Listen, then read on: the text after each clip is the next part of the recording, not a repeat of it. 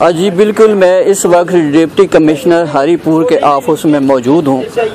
ہمارا ملک اس وقت شدید مشکلات کا شکار ہے اور ہمارے انڈسٹریل ایریا بھی ہمارے لیے قابل مخیر حضرات کی طرف سے بھی EBM کے سرپرست قاضی کیسر صاحب میرے پاس موجود ہیں۔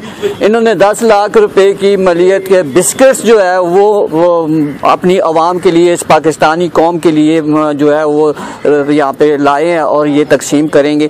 اس وقت میرے ساتھ قاضی کیسر صاحب موجود ہیں۔ آئیے ان سے پوچھتے ہیں کہ اس مشکل جدید دور حالات جو خطرناک سچویشن ہے، اس میں آپ کا EBM کا جو رول ہے وہ وضاحت کریں کہ وہ آگے کیا کریں گے۔ جی بالکل، آپ نے صحیح کہا۔ EBM ہمیشہ ہر مشکل گھڑی میں پاکستان کی شانہ بشانہ ساتھ کھڑا رہا، وہ چاہے زلزلے کی صورت ہو، چاہے 1971 کی جنگ ہو، چاہے آپ کا KPK کا فلڈ ہو۔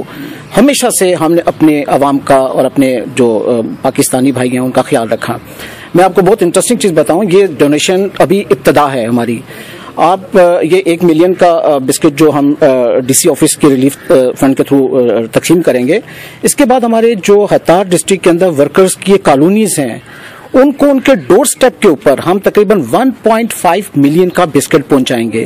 وہ لوگ ہیں، ان کے بچے ان کے گھروں میں ہیں، وہ بچے جن کو اس سے کوئی غرض نہیں ہے کہ دکانیں بند ہیں، ان کو اس سے کوئی غرض نہیں ہے کہ باپ کے پاس پیسہ ہے کہ نہیں، ان بچوں کو کھانا چاہیے۔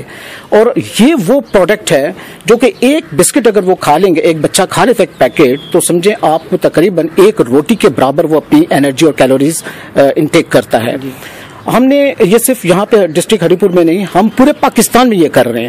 ہم ہماری جو مینیجنگ ڈائریکٹر ہیں اینڈ CEO ڈاکٹر زیلف منیر، انہوں نے تمام چیف منسٹرز آف پاکستان جتنے بھی پروونشل ہیں اور عمران خان کو بھی یہ خط لکھا کہ ان کو جہاں بھی EBM کی خدمات کی ضرورت ہے ہم ان کے پیش ہوں گے، ہمیشہ ساتھ ہوں گے۔ اسی لیے کہتے ہیں کہ سپر ہے پاکستان، سپر واقعی میں پاکستان ہے۔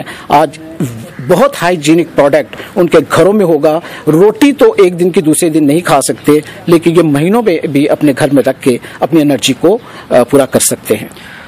قاضی کیسر صاحب نے کہا ہے کہ کورونا سے ڈرنا نہیں ہے، کورونا سے لڑنا ہے۔ آج ہمارے اس ملک میں، پاکستان میں، ہماری ڈسٹرکٹ انتظامیہ نے، پولیس نے اور اس کے علاوہ پاک فوج نے اور پیرامیڈیکل سٹاف نے، ڈاکٹرز نے اور میڈیا نے بھی بڑا اہم رول ادا کیا۔ انشاءاللہ ہم نے کورونا کے خلاف لڑنا ہے اور اس سے ڈرنا نہیں ہے۔